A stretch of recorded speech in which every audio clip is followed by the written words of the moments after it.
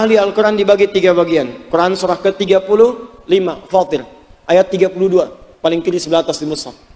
Thumma awrathna al-kitaba alladhina istafayna min ibadina faminhum zalimun li nafsihi wa minhum muqtasid wa minhum sabiqun bil khairati biiznillah. Kemudian kami wariskan Al-Quran kepada hamba-hamba pilihan. Cuma nanti akan terbagi 3 bagian. 1, ahli Quran yang zalim. Hati-hati. Al-Quran itu dijamin kemudahan menghafalnya. Tapi ada yang hafal Quran tapi menggunakan Qurannya untuk kebutuhan nafsunya. Sekarang ditemukan ahli Quran sengaja kemana-mana hanya untuk menjual Quran untuk keuntungan dunia semata. Ahli Quran jadi penipu, menipu dengan fatwa. Ahli Quran jadi penipu, motong-motong ayat untuk dapat urusan dunia semata. Ini ayatnya begini dipalingkan maknanya. Ada sekarang. Hati-hati. Semua agama sama menuju pada Tuhan yang sama, cuma caranya beda-beda. Potong ayat Quran seenaknya. Kalimatnya menarik kata Allah. Ini banyak orang-orang yang kalimatnya bagus, retorikanya cantik, kalimatnya menarik. Cuman sayang dia musuh yang sangat nyata. Itu di Quran surah kedua ayat 204. Wa minan nasi may yu'jibuka qawluhu fil hayatid dunya wa yashhadullaha ala ma fi qalbihi wa huwa aladdul khisam. Musuh paling bahaya. Ini kebalikan. Tapi kalau Anda menemukan ahli Quran yang benar, persaksian Nabi dalam hadis riwayat Al-Bukhari nomor hadis 4719, Imam Al-Bukhari menerima hadis ini dari Hajjaj bin Minhal. Hajjaj bin Minhal menerima hadis ini dari Syu'bah. Syu'bah menerima hadis ini dari Alqamah bin Marthad. Alqamah bin Marthad menerima hadis ini dari Sa'ad bin Ubaidah. Sa'ad bin Ubaidah menerima hadis ini dari Abu Abdurrahman As-Sulami. Abu Abdurrahman As-Sulami menerima hadis ini dari Uthman bin Affan dan Ali bin Abi Thalib karamahullahu wajhah radhiyallahu ta'ala anhuma. Keduanya menerima dari Nabi sallallahu alaihi wasallam qala khairukum man ta'allama al-Qur'ana wa 'allama. Jika ada orang baik di antara kalian, maka yang terbaik adalah ahli Quran yang mau belajar Quran dan mengamalkannya. Ada 3 jenis ahli Quran. 1, yang rajin baca. Baru qiraah, ini level pertama. Jadi kalau Anda menemukan orang sudah senang baca Quran, bahkan sulit meninggalkan mushaf, sehari baca 1 juz, 1 juz, 1 juz, naik lagi 2 juz sehari, rajin menghatamkan. Demi Allah saya katakan, kalau dia benar-benar membaca dengan sempurna, artinya benar ikhlas karena Allah, maka Quran yang dia bacakan akan merubah kepribadiannya menjadi orang baik. Kalau Anda sudah menemukan orang ini, maka dia melebihi 3 golongan pertama. Kalau orang sudah jadi ahli Quran, sudah otomatis Pak rajin sholat, otomatis. Silahkan cek, Anda rajin baca Quran, otomatis senang sholat sunnah, otomatis senang berbagi, pelan-pelan akan naik itu. Silakan kalau nggak percaya. I'tikaf lagi baca Quran, ada snack, itu bisa dibagi. Otomatis. Yang kedua ahli tilawah. 1 qiraah, 2 tilawah. Ngaji, ahli ta'lim. Bahas surat ini, bahas surat ini, bahas hadis ini. Kalau Anda menemukan ahli ta'lim yang benar, ta'limnya mencari keikhlasan, ta'lim mencari kekuatan iman, ta'lim mencari wawasan ilmu, iman dan ilmu. Yarfa'illahu alladhina amanu walladhina utul ilma darajat. Jadi dia mencari keimanan pada Allah dan mencari wawasan keilmuan. Anda buru orang ini, Anda jadi orang baik. Silahkan kalau nggak percaya. Makanya banyak dulu para ulama menikahkan anaknya itu dengan para ahli ta'lim. Murid-murid yang baik datang ini dan seterusnya. Ahli Quran. Yang ketiga tahfidz, menghafal Quran. Wah sudah ini. Tapi menghafalnya benar. Cirinya apa? Penghafal Quran yang benar, maka Qurannya akan membimbing dia pada kebaikan. Lembut, sopan, jujur, objektif, cinta kedamaian, cinta kenyamanan, tapi tetap menjaga hukum-hukum Allah Subhanahu wa taala dan Rasulnya sallallahu alaihi wasallam. Jika menemukan yang seperti itu, dia orang paling hebat. Maka jadikan dia teman. Kalau belum mendapatkan, antum kumpul, berusaha mengupgrade diri jadi begini. Ini kan saya yakin nih, antum kan datang bukan dari satu tempat yang sama. Tapi dari satu tempat, mungkin bukan 1-2 orang. Yang datang ke sini satu keluarga, mungkin ada. Kenapa di keluarga tidak dihidupkan Qurannya? Bikin kurikulum, pekan pertama ini latihan baca. Selama sebulan, 2 bulan, baca Quran dulu. Sudah kenal dengan Quran, latihan murajaah. Tilawah, baru menghafal. Demi Allah saya katakan, begitu Anda masuk pada level ketiga hafalan dengan mencintai Al-Quran, akan terjadi pada perubahan kehidupan pada rumah tangga Anda. Anda sekampus teman-teman, iya yang kuliah di kampus, saya lihat ada anak-anak muda, teman-teman yang mungkin masih kuliah. Kenapa Anda tidak punya cita-cita sambil di wisuda, sambil khatam Al-Quran 30 juz? Kan waktunya panjang. 4 tahun itu masa yang panjang. Sekarang kami bikin metode menghafal Quran dengan santuy. Sehari cuma 1 halaman. Itu diukur-ukur paling lama 1 tahun 8 bulan. Paling lama. Lebih cepat lagi bisa setahun. Anda kuliah sambil menghafal Quran paling santai, paling selama-lamanya 2 tahun. Anda 4 tahun, 2 tahun pakai menghafal dengan santai, 2 tahun pakai tahsin. Begitu di wisuda, status Anda di wisuda sebagai ahli Al-Quran plus gelar dunia yang melekat pada diri Anda. Demi Allah saya katakan, begitu nama Anda dipanggil, nama Fulan bin Fulan, sarjana ekonomi, IPK 4,00. Selama dia kuliah di kampus ini menghafal Quran, kita wisuda sebagai ahli Al-Quran yang hafal juga 30 juz. Demi Allah saya katakan, Allah akan gerakkan dan lembutkan hati orang-orang di situ yang mungkin memberikan beasiswa kepada Anda untuk meneruskan jenjang kehidupan Anda. Hidupkan. Sekarang saya sudah senang nih, banyak orang cinta dengan Quran. Bahkan mau menikah pun sekarang maharnya pengen Quran di antara syaratnya. Makanya mulai sekarang tuh yang belum nikah tuh, Quran dekati. Adik namanya siapa? Saya Anas, Pak. Baca Anas. Aduh. Bagus. Kalau adik siapa? Saya Torik, Pak. Baca surat At-Torik. Baca. Adik siapa? Pucat wajahnya. Saya Muhammad Yusuf Ibrahim, Pak. Waduh. Kayaknya nggak ada harapan. Cuman inspirasinya tinggi. Hanya panggilan sehari-hari kulhu, Pak. Ayo, ya. Boleh. Rubah diri kita. Kapan lagi kita dekat dengan Allah? Kita akan pulang. Suatu saat kita akan meninggal. Dan kita tidak tahu, mungkin malam ini kita kembali atau besok lusa kita berpulang. Karena itu perbaiki diri kita, minimal baik menurut Allah Subhanahu wa taala. Di antara hadis tersebut ada yang dihimpun oleh Imam Muslim dalam kitab sahihnya, terletak dalam nomor hadis 1015, sanadnya tersambung pada sahabat mulia Abu Hurairah radhiyallahu taala anhu. Dari Nabi sallallahu alaihi wasallam qala Rasulullah sallallahu alaihi wasallam, beliau bersabda, ayyuhan nas, innallaha tayyibun la yaqbalu illa tayyiba, wa innallaha amara al-mu'minina bima amara bihi al-mursalin, faqala ya ayyuhar rusulu kulu minat tayyibati wa'malu salihan inni bima ta'maluna alim, wa qala ya ayyuhalladzina amanu kulu min tayyibati ma razaqnakum washkuru lillahi in kuntum iyyahu ta'budun. Thumma dzakara rajula yutilu as-safara ash'atha aghbara yamuddu yadayhi ila as-samaa ya rab famat'amuhu haramun wa mashrabuhu haramun wa malbasuhu haramun wa ghudhiya bil harami fa anna yustajabu lidzalik. Rawahu Muslim. Ayyuhan nas, satu kali Nabi sallallahu alaihi wasallam menyampaikan informasi yang sangat penting, mendalam dan terbuka. Bila ada informasi yang dikhususkan oleh Nabi untuk diketahui, dipahami, diamalkan oleh orang-orang Islam saja, umumnya kata yang digunakan adalah al-mu'minun. Ayyuhal mu'minun, ya ayyuhalladzina amanu. Namun bila Nabi SAW ingin memberikan pesan umum yang manfaatnya tidak hanya dirasakan atau hukumnya tidak hanya berlaku bagi orang Islam saja, tapi bagi manusia seluruhnya, manusia seutuhnya, baik dalam konteks kebaikan hukum dunia yang dikenal dengan sunnatullahi fil kaun, hukumnya berlaku, hukum dunia Allah yang menetapkan. Ada yang berlaku juga hukumnya hukum akhirat, hukum Allah yang berkeadilan luas sesuai dengan hukum yang ditetapkan dengan dimensi dalam ruang dan waktu yang berbeda. Bila kita punya hukum di Indonesia, tentu akan berbeda hukumnya dengan di Malaysia. Hukum di Malaysia tidak sama dengan hukum di Australia. Demikian hukum dunia tentu tidak akan sama dengan hukum akhirat. Allah membuat hukum dunia berlaku umum dalam konteks kehidupan keduniaan. Siapa yang bekerja keras, dia berpotensi sukses dan kaya. Baik dia beriman atau tidak beriman. Siapa yang belajar dengan serius, sungguh-sungguh, dia akan pintar.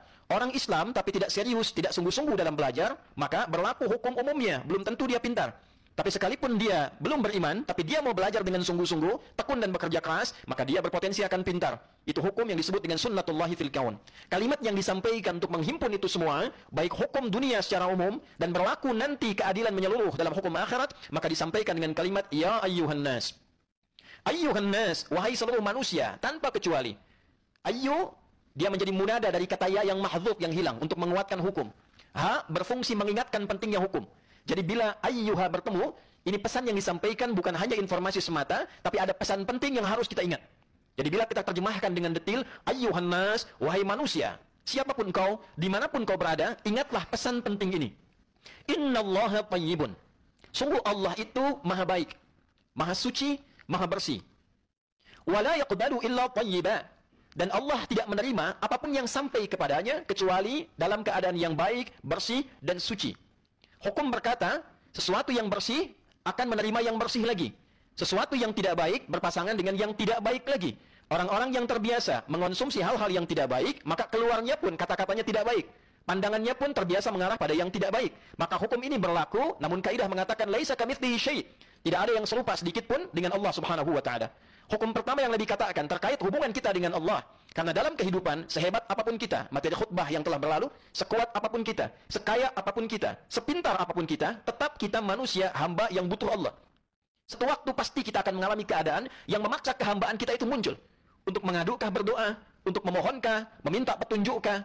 Nah, bagaimana cara semua yang kita ingin bangun supaya terkoneksi dengan Allah itu berlangsung diterima dengan baik, diterima dengan cepat, diterima dengan mudah? Maka Nabi menyampaikan satu hukum. Innallaha tayyibun. Allah itu maha baik, maha bersih, maha suci, wala yaqbalu illa tayyiba. Dan Allah membuat satu hukum, menetapkan tidak menerima apapun yang sampai kepadanya, kecuali yang baik-baik, yang bersih, yang suci. Hadirin, sejenak kita berhenti dulu di pertengahan hadis ini, karena dibuka dengan ayyuhan nas, maka kembalikan ke hukum awal. Allah menetapkan pertama hukum sunnatullahi fil kaun, sunnatullah dalam kehidupan kita. Bahwa dalam kehidupan umumnya kita menerima yang baik-baik, umumnya kita menolak yang tidak baik. Jika ada pencurian, hati kita akan mengatakan itu tidak benar karena tak baik. Jika lisan kita pun bercoba untuk berdusta, hati kita akan menolak karena kecenderungan pada kebaikan. Ada fitrah cenderung pada kebaikan. Dan inilah fitrah yang Allah letakkan pada diri kita, yang dengan itu manusia membuat hukum dalam kehidupannya. Kita punya hukum pidana, kita punya hukum perdata. Di tempat negara manapun dibuat sebuah hukum. Apa tujuan hukum? Menjaga agar kebaikan tetap lestari. Setiap ada yang tidak baik, maka ada norma, dasar-dasar hukum yang mengembalikan ketidakbaikan itu kembali pada kebaikan. Untuk itulah kemudian, semua perangkat yang terkait dengan kebaikan-kebaikan itu, maka didesain dengan aturan-aturan. Satu, membuat orang menjadi baik. Dua, hukum terlaksana dengan cara-cara yang baik. Dan dengan itulah siapapun yang terlibat dalam dunia-dunia hukum, baik itu yang melakukan penyelidikan, penyidikan, pengadilan, maka berlakulah ruang-ruang hukum ini. Ketika tidak dipraktekkan dengan hal yang baik, maka akan ada persepsi yang mengembalikan itu kepada nilai-nilai kebaikan kembali. Itu hukum sunnatullahi fil kaun. Jika tidak terlaksana kebaikan itu, dilakukan dengan cara yang tidak baik, diputuskan dengan cara yang tidak baik, maka berlaku hukum saat kembali ke akhirat dengan hukum akhirat. Hukum yang lebih adil lagi, hukum yang mengembalikan kita pada nilai-nilai kebaikan. Untuk apa? Menjaga dan mengingatkan manusia supaya selalu dalam kebaikan dan tampil terhormat. Itulah sebabnya Khatib pernah mengatakan kenapa ada hukum haram. Dari kata hormat, artinya terhormat. Hukum haram diturunkan untuk menjaga kehormatan kita supaya tidak jatuh di hadapan Allah Subhanahu wa taala. Dilarang mencuri, karena ketika mencuri dengan segala delik dan jenisnya, kecil ataupun besar, kehormatannya pasti akan jatuh di hadapan Allah Subhanahu wa taala, bahkan di hadapan manusia pada umumnya. Untuk itulah diingatkan kepada kita, bagi orang-orang yang merasa tidak lolos dengan hukum dunia, bagi yang merasa mudah dengan hukum dunia, dia bisa mencuri bebas, dia bisa menipu bebas, maka mengapa ada hukum akhirat? Untuk memberikan kepastian hukum berkeadilan. Dan diingatkanlah itu dengan nilai-nilai agama, supaya mencegah kita dari perbuatan buruk. Maka muncul pengingat yang disampaikan para ulama, yang mengambil riwayat-riwayat dari Nabi SAW. Ketika Anda terfikir berbuat maksiat, bayangkan seketika akan wafat. Anda akan korupsi, terfikir, bayangkan wafat. Walaupun Anda merencanakan, saya korupsi, saya hitung sekian, saya siapkan sekian, yang menghambat sekian, diduga akan lolos, tertingginya, bayangkan seketika Anda wafat. Hukum dunia tidak berlaku bagi Anda, hukum akhirat menanti Anda. Inilah kepastian dalam nilai keadilan. Mengapa ada hukum akhirat? Untuk memberikan keadilan yang setara bagi seluruh umat manusia dalam konteks berkehidupan. Ini yang dimaksud kalimat ayyuhan nas, hei manusia, innallaha tayyibun, sungguh Allah itu maha baik, maka berbuatlah baik, karena kita itu hamba Allah. Nyembahnya nyembah ke Allah, ikutnya perintah Allah, Allahnya baik, kenapa yang menyembahnya tidak baik? Allah Tuhan punya sifat Rahman dan Rahim. Mengapa yang mengaku hamba bertuhan Allah tidak memiliki rasa kasih dalam dirinya? Dibalik, ditekankan dengan kata inna pada kalimat ini, menyadarkan kedalaman pada jiwa kita. Dalam bahasa yang lain yang lebih dalam adalah, jika Anda mengaku hamba Allah, jika Anda mengaku umatnya Rasulullah SAW, kita punya Tuhan yang maha baik, maha suci, maha bersih, maka malulah dalam kehidupan sebagai Allah, sebagai hamba Allah, jika berlaku sesuatu yang menyimpang dari kebersihan dan kesucian dalam kehidupan. Wa innallaha amaral mu'minina bima amara bihil mursalin. Dan sungguh Allah dalam konteks kebaikan, kesucian, kebersihan ini menerapkan hukum yang sama dengan semua manusia, termasuk insan beriman, bahkan para rasul. Anda bisa bayangkan, para rasul yang dekat dengan Allah, utusan Allah, surga terjamin, orang paling takwa, tidak keluar dari hukum ini. Tetap diperintahkan menjaga kebaikan, menjaga kesucian, menjaga kebersihan. Faqala, maka ditekankan kemudian oleh Nabi SAW untuk mengingatkan, maka dikutiplah Al-Quran surah Al-Mu'minun di ayat ke-51 itu. Ya ayyuhar rusulu, kulu minat thayyibat. Hai semua rasul tanpa kecuali. Dari sejak Rasul pertama bertugas, Nabi Nuh alaihissalam, sampai Rasul terakhir bertugas, Nabi Muhammad SAW, berlaku semua hukum ini. Kulu minat thayyibat, karena Allahnya tayyib, bersih, suci, baik. Para Rasul pun diminta mendapatkan semua yang dikonsumsi dalam kehidupannya, menjadi contoh bagi umatnya. Jangan makan kecuali yang baik. Jangan kenakan perangkat hidup kecuali yang bersih. Jangan berperilaku kecuali yang bening. Tunjukkan kebaikan itu, tunjukkan bahwa Anda itu utusan Allah. Tunjukkan bahwa Anda itu adalah orang-orang yang menyampaikan risalah Allah. Karena Allahnya baik, risalahnya baik, Rasulnya diminta mencontohkan. Lalu kemudian, Rasul menyampaikan pada siapa? Pada orang-orang yang yakin, ingin jadi baik, ingin jadi bersih. Tidak perlu kita membuat gerakan misalnya dalam tanda petik, pengen jadi baik, karena ajaran kita itu sudah baik. Orang masuk Islam pasti baik. Anda bayangkan jahiliyah, betapa banyak orang menyimpang, masuk Islam, jadi baik. Dan baiknya tidak tanggung. Dia jadi pejabat, baik. Jadi birokrat, baik. Jadi orang kaya, baik. Jadi ilmuwan, baik. Jadi menjadi muslim, otomatis jadi baik. Kalau sampai Jumat ini kita berislam belasan tahun, puluhan tahun, bahkan dari lahir, belum baik, maka ada bagian dari petunjuk Islam ini yang belum kita praktekkan dalam kehidupan. Boleh jadi ayat Qur'annya baru sekadar dibaca, belum diamalkan. Saudara, kenikmatan berislam itu tidak akan terasa kalau tidak kita praktekkan. Ayat jujur itu hanya sekadar bacaan yang tak terasa dalam hidup kalau nggak dipraktekkan ayatnya. Ayat silaturahim itu tidak akan pernah terasa nikmatnya kalau kita tidak praktekkan dalam kehidupan. Maka turunlah Quran surah kedua Al-Baqarah ayat 172 dalam konteks menyambung ayat yang tadi. Ya ayyuhalladzina amanu kulu min thayyibati ma razaqnakum. Hai orang-orang yang beriman. Para rasul menerima risalah dari Allah. Risalah Rasul disampaikan kepada orang-orang yang yakin disebut orang beriman. Bila Anda termasuk, saya termasuk, kita termasuk orang beriman ini, maka yang kita terima pedoman berkehidupan ini, petunjuk Rasul yang sumbernya dari Allah Subhanahu wa Ta'ala. Maka kalau sumbernya bersih, Rasulnya bersih, orang beriman pun pasti akan menjaga nilai kebersihan ini dan dia praktekkan dalam kehidupan. Kulu min thayyibati ma razaqnakum. Hei orang-orang beriman, silahkan bekerja. Cari makanlah minimal. Makanlah dari yang bersih-bersih, yang baik-baik, yang Allah telah tetapkan hukum pencarian rizkinya kepada kalian. Dan bersyukurlah kepada Allah dengan diberi kemampuan mencari rezeki itu. Dan ketahuilah, satu saat kita semua akan kembali kepada Allah membawa bekal ibadah kita. Maka bekerja, itu bukan sekedar berangkat gelap, pulang gelap, bergulat dengan kemacetan, bekerja lelah dan pulang. Itu ibadah, saudara. Di dalamnya ada pelaksanaan perintah. Di dalamnya ada rasa syukur. Maka perintah Qur'annya nikmati saja. Rizkinya sudah Allah tetapkan, tidak akan tertukar. Kita bekerja apapun yang kita lakukan, rizki turun. Karena konsep rizki itu ditetapkan, begitu kita berikhtiar, diturunkan untuk kita. Tidak merubah kuantitas rezeki kita. Apapun yang kita kerjakan, kita bisa dapatkan rezeki itu sesuai dengan kuota kita. Jadi bila dengan yang baik bisa kita dapatkan, mengapa harus menempuh dengan jalan yang tidak baik? Dan pada akhirnya, kita akan pulang. Pesan terakhirnya, pada akhirnya kita pulang. Pastikan pekerjaan kita jadi ibadah, pastikan perilaku kita jadi ibadah, dan pastikan tanggung jawab kita mudah di hadapan Allah Subhanahu wa Ta'ala. Thumma dzakara rajula. Lalu Nabi mengisahkan tentang seseorang yang tengah berjuang. Di sini titik tekan pada akhir khutbah kita. Yutilus safara, orang ini punya hajat kehidupan. Lalu dia mencoba melakukan perjalanan supaya Allah mempercepat pengabulan doanya. Karena konsep yang pertama diantaranya, orang yang melakukan perjalanan panjang untuk kebaikan, mempercepat terkabulnya doa. Ada riwayat mengatakan orang ini pergi ke Mekah untuk haji, ada riwayat mengatakan untuk umrah, ada riwayat mengatakan untuk talabul ilmi, pergi ke majlis ilmu untuk belajar. Kemudian asy'atha aghbara, sampai-sampai saking panjangnya jarak yang ditempuh, dia menempuh tantangan yang tidak mudah, pakaiannya mulai kotor dengan debu, rambutnya mulai tidak tertata. Saking inginnya terkabul doa dengan hajat yang ia kemudian tempuh. Yamuddu yadayhi ila sama, di riwayat Imam Tirmidzi, yamuddu yadahu ila sama. Kemudian ia mengangkat tangannya bermohon. Jika yadayhi seperti ini, yadahu menyatukan demikian. Bertemu dua telapak ini, Anda satukan kurang lebih seperti ini sehingga garisnya bertemu. Tempatkan di dalam dada seperti ini, di depannya. Jika apa yang dimohonkan semakin kuat, angkat seperti ini seperti istisqa.